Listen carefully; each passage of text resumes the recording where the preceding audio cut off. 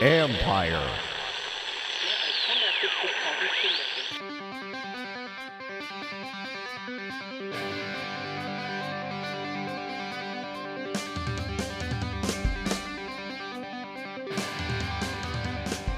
Welcome to the latest edition of All's Caps with former Capitals defenseman Karl Alzner. I'm AP hockey writer Steve Wino, and we are pleased to be joined by former Capitals beat writer and good friend of mine, Chuck Gormley. Chuck, thanks for joining us. Hey, thanks for having us, Steve. I like to always do this with what's your favorite Karl Alzner story? And for those of us on one side of the media, it's different than the guys who played with him because he's squeaky clean for his teammates and everybody who knows him. But what is your favorite Karl Alzner story from your how many years was it you covered this team? 5 years. 5 years covering the Caps, yeah. Well, that's a good question. I mean, the thing that stands out to me is, like, he could be from Minnesota. He's so nice, right? So that's the thing about Karl. Those BC boys.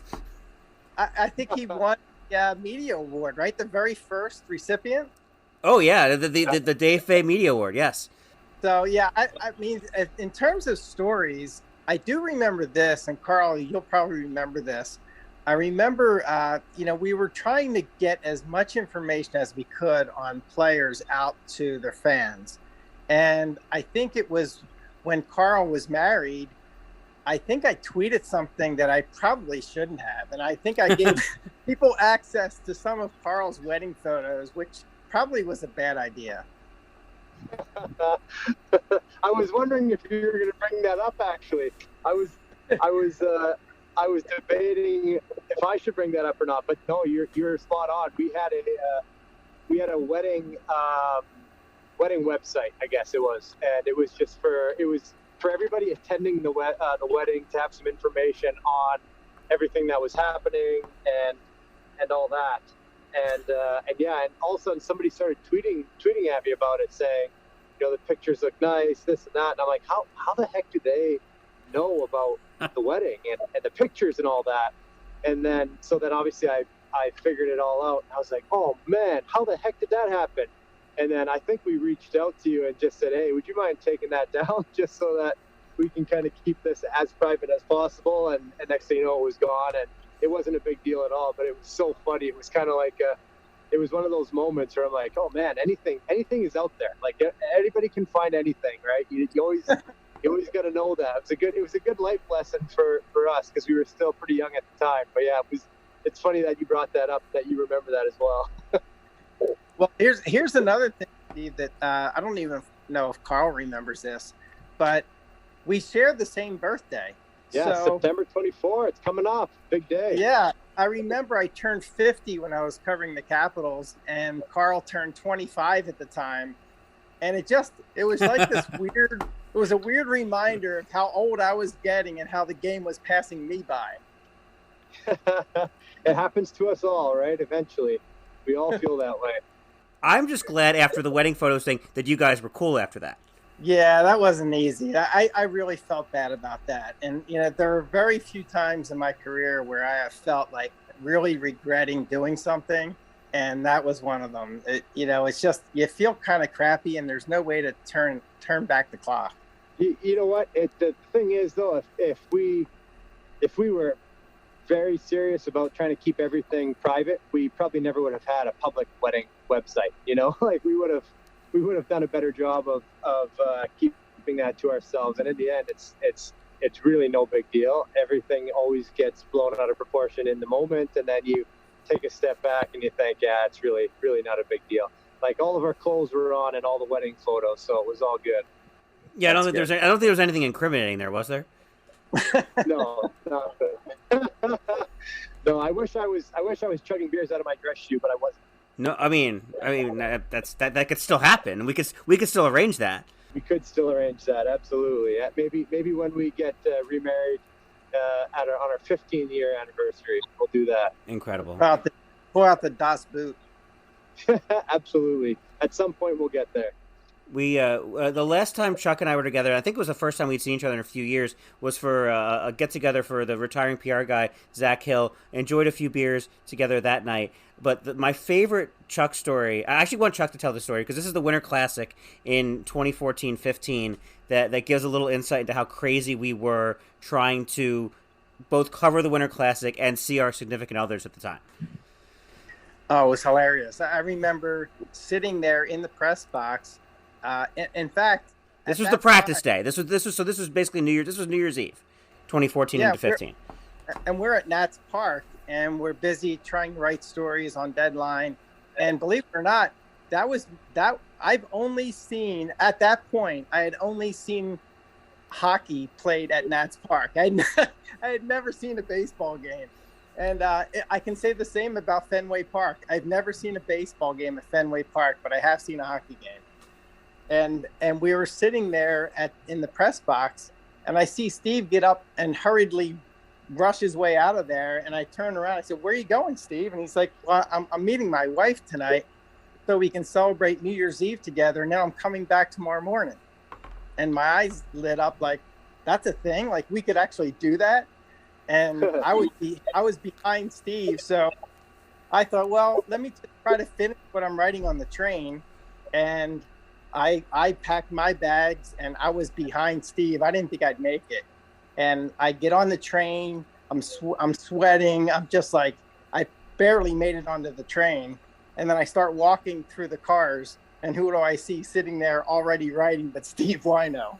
And then we get home. I think you were up later that night on New Year's Eve than I was because you lived maybe 20 minutes from my in-laws at the time. And then we get next morning. Your wife drops you off. We get to the train station, go back, and we're perfectly in time, well early for the game the next day. Hard to believe, considering I think I celebrated New Year's Eve until 3 a.m. Oh, easily. I think I was asleep before midnight that night. That was fun. That was a lot. And then there was, of course, a hockey game that Karl got to play in, and we had to cover, which was still fun for all of us. Sorry, I'm just to give everyone a little idea. I'm on my way home from the first tee golf charity golf tournament that they just had in Great Falls. So I might be in and out of reception a little bit here, but we just finished it up. So I'm on my way home right now from finishing that tournament up, which was great. We finished in pace, unfortunately, but pretty good time anyways. Well, when we come back, I want you to talk about how you played in that tournament and get Chuck's thoughts on what the Capitals look like this season, kind of from 10,000 feet away. A little bit of talk around the NHL, and later we'll get to Chuck Gormley will be the latest victim of Karl's stupid question. Welcome back to All's Caps with former Capitals defenseman Karl Alzner and longtime former Capitals beat writer Chuck Gormley. I'm AP hockey writer Steve Wino. How did you play, Karl, in the first tee charity tournament? You know what? My first half of my day was not good at all. And the joke ended up becoming that we weren't going to use any of my shots at all because, typically in these charity tournaments, it's some sort of scramble, right? Yeah.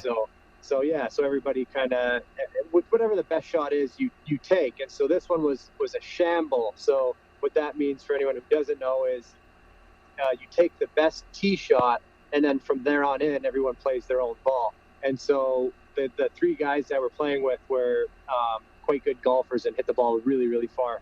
So my ball was always, not always, but most of the time there, but not quite good enough. And so the joke was that they weren't going to use any of my shots the entire round. And we didn't actually. We didn't use any of mine. So they followed through on their promise, but we had a really good time.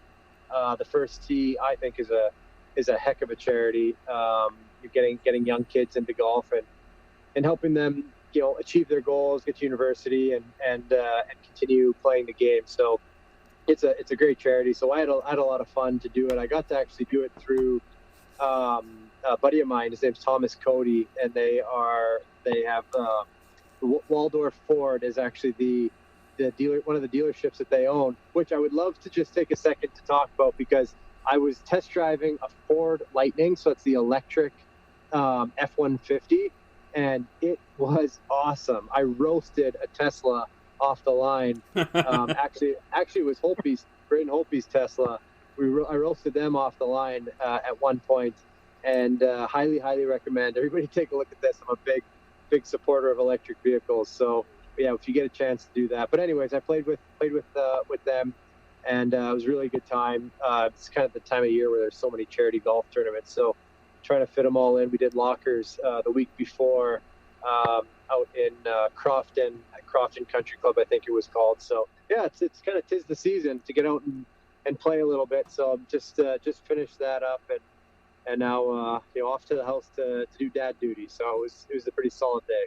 That is very cool, and Locker is a future guest of the show. I can't believe this is been doing this for a year now, and have not had Craig Laughlin on the show. We're going to rectify that. I'm glad, Chuck, we've gotten you on the show now. Training camp opens, I guess. First on ice sessions really are Thursday. It's been a few years since you've been directly covering this team. They've won a Stanley Cup since. I'm curious your thoughts about this team and kind of knowing the evolution of kind of all those playoff losses. What you make of this team now?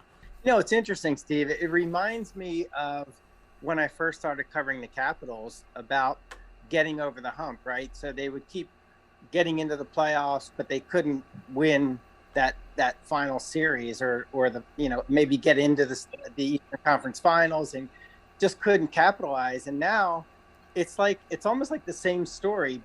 Since winning the Cup, they keep getting in and they can't win a round. And that has really surprised me because of the players that you see that are still on this team from the Cup year. It just surprised me that with that experience, they haven't taken that next big step. But, the one thing that really surprised me is, maybe I shouldn't be, but Ovi getting this close to Gordie Howe and Wayne Gretzky is just stunning to me. He just turned 37. I think if he goes 3 more seasons, which I think he can, and scores 38 goals a year, which sounds like a stretch, but Ovi has really defied people. He's knocking on the door of Wayne Gretzky, and I never thought anyone moving forward could ever even come close. But yeah, I mean, this team, it's a little. There's so many injuries, like Tom Wilson and Nick Backstrom.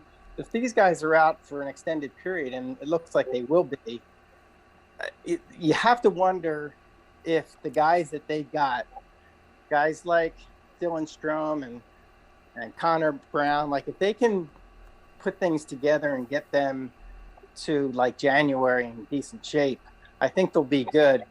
But that's a big if. I mean, Nick Backstrom is a really difficult guy to replace. Impossible, right? And in goaltending too, I think we have to see. I think they made a good move, but geez, just a few years ago, it looked like they had too many goaltending prospects, and then they had to go outside the organization to get one. Yeah, and this is, I don't know if you've seen this yet, either of you guys, but there's odds out on like first coach fired, and Peter Laviolette, and Chuck, you covered Peter Laviolette with the Flyers back then, as did I. It was one of them first odds on like coaches fired. I don't see any part of this. I don't understand any part of kind of the external pessimism about Peter Laviolette, Karl. I don't get it.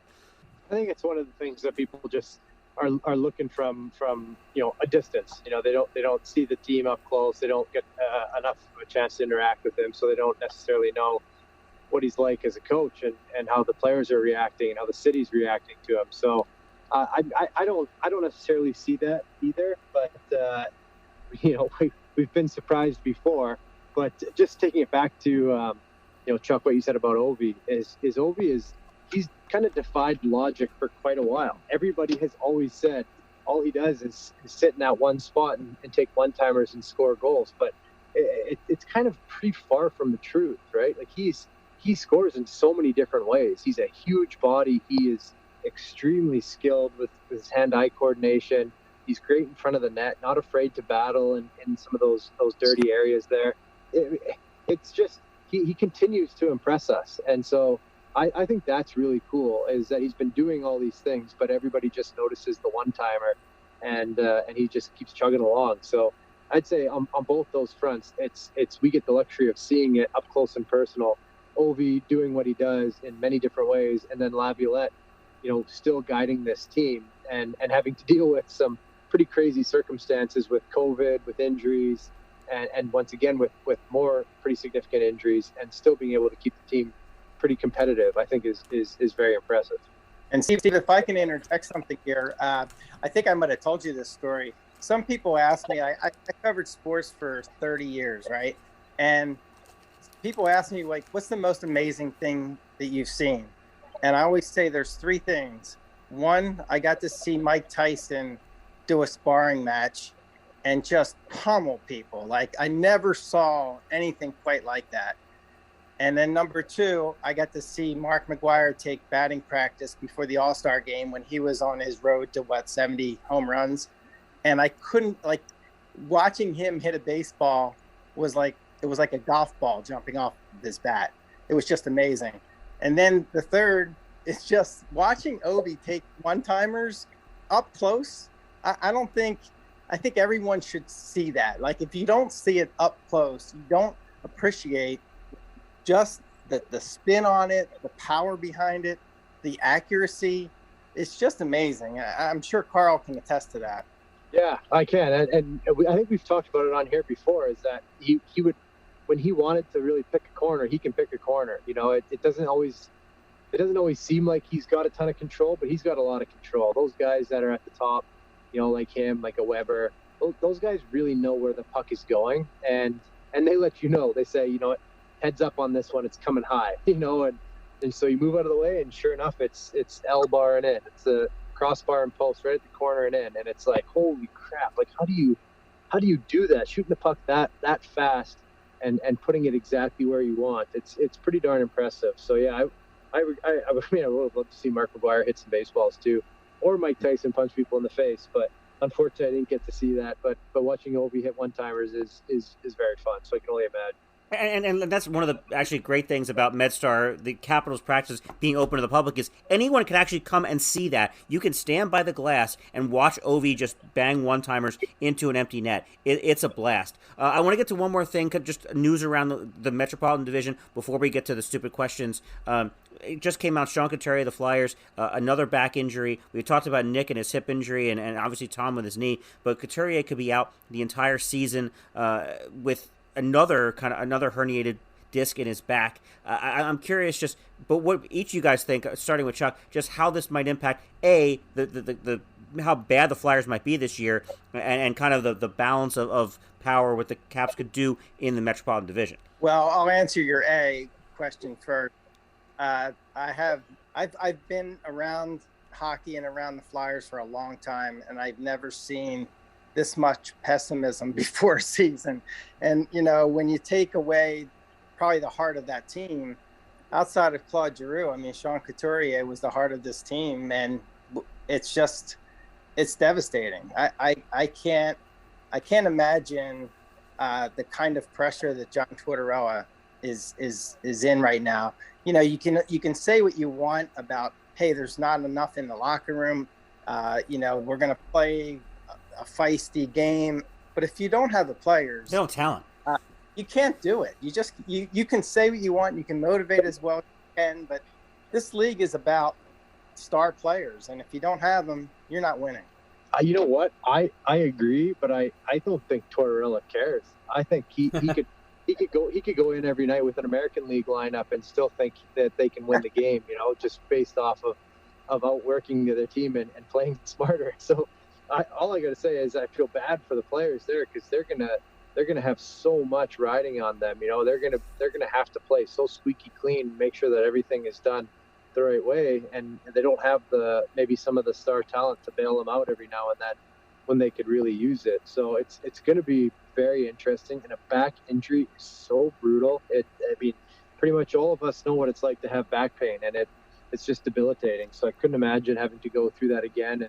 And I mean, I would bet that, you know, 3/4 of the league wakes up with back pain every day.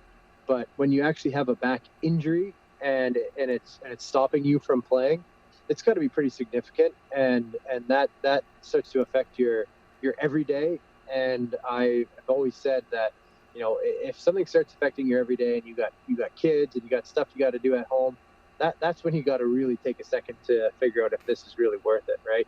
The back and the head, two things that you really need to be careful careful with. And so, yeah, I feel bad for him that he's got that. But I guess it does help out the Caps if we're getting a little bit, serious about hockey here. I guess it is good for them that one of the other team's better players is there. Yeah, we'll get the first glimpse of John Tortorella and the Flyers on Thanksgiving Eve at Capital One Arena. When we come back on All's Caps, Chuck will be the latest victim of Karl's stupid questions.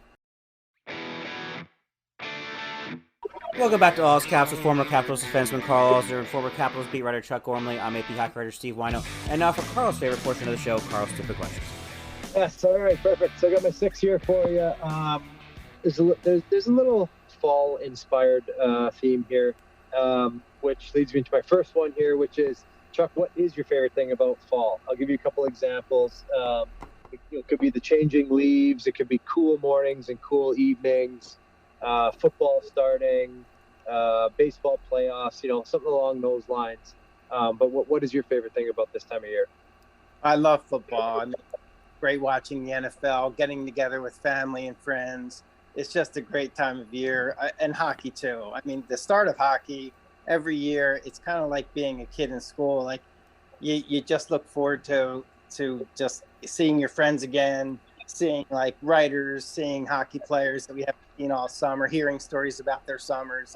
So yeah, I love this time of year. And your nephew plays, right, Chuck? Yeah, my nephew plays for the Carolina Panthers. He's a big tight end. Of course, he's from the other side of the family, my wife's side, so I can't claim that he gets any of my genes. But great guy, Colin Thompson. He's actually doing his own form of media too. So, best of luck to him.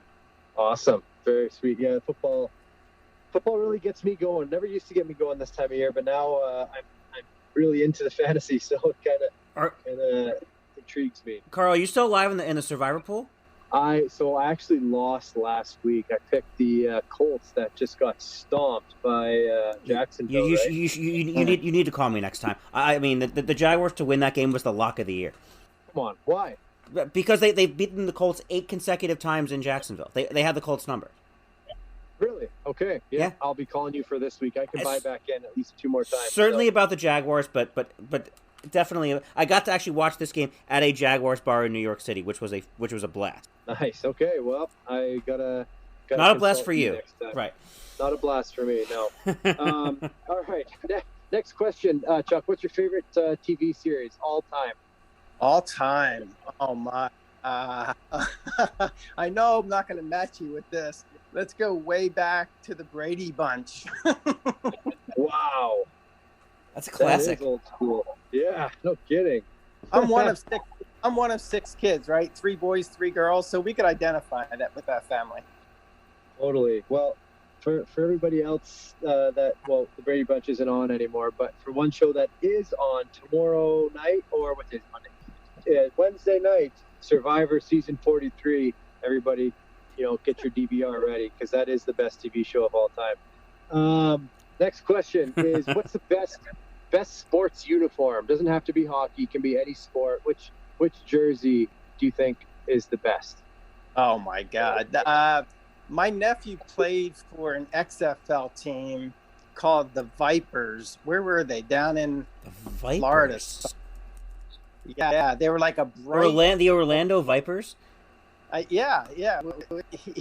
He played for a handful of games, and we went to see him play, and it was just like if the lights were completely off, you'd still see every player on the field. They were bright fluorescent green uniforms. So I have to give that one because it's probably the most unusual I've ever seen.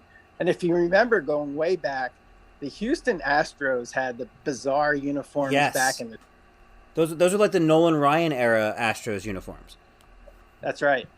The bright colors and everything. I'm looking them up. I'm looking the Houston Astros and the Vipers. The Vipers definitely are loud for sure. So that's pretty. Oh yeah, the Astros jersey is pretty sick actually. Well, it looks like a sunset, right? Yeah, exactly. Oh, that's a good call actually. Okay, bonus points there. Nice one. All right, now when you're carving pumpkins, do you think that it's best to go with a happy pumpkin, a sad pumpkin, a scary pumpkin? What are you trying to do when you carve a pumpkin? I'm really good at this, by the way. Really? I don't know how or why. And I don't use those little pegs or anything. I just use a really small knife. And I actually have 2 grandsons now. It's kind of crazy. But I love doing that with them, and they love it too.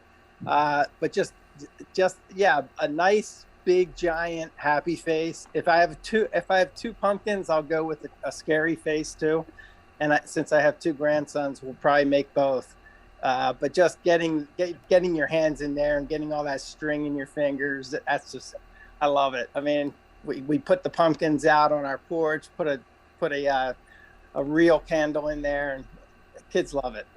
Totally agree. I highly recommend anybody who really enjoys carving pumpkins to watch a couple of YouTube videos and see how the professionals do it. It's crazy. It's absolutely crazy how they sculpt these things and they make the light kind of shine out through the entire front of the pumpkin. I kind of got into that the last couple of years and talked to Mike Green about it too, and he's into it as well. He's, if anyone's seen, he's done some sculptures over the last couple of years. But please take a peek at how the pros do it. It's very, very cool and very interesting. Chuck, I highly recommend you do that as well. I think you'll enjoy it. Grandkids will like it too.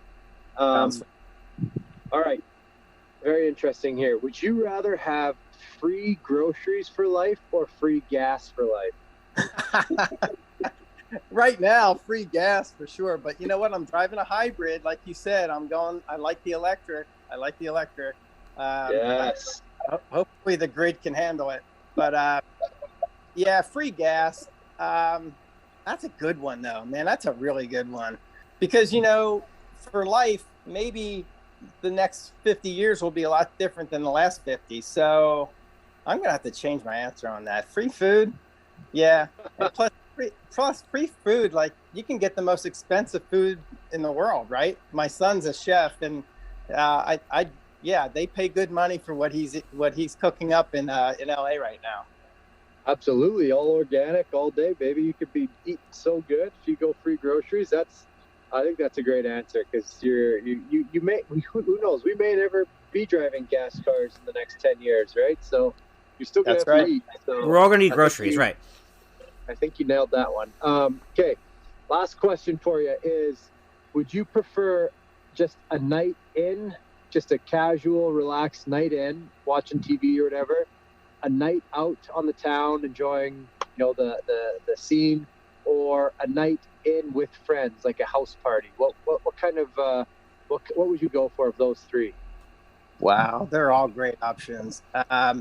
You know what? I went to Quebec and Montreal this summer with my wife, and talk about 2 places with the nightlife.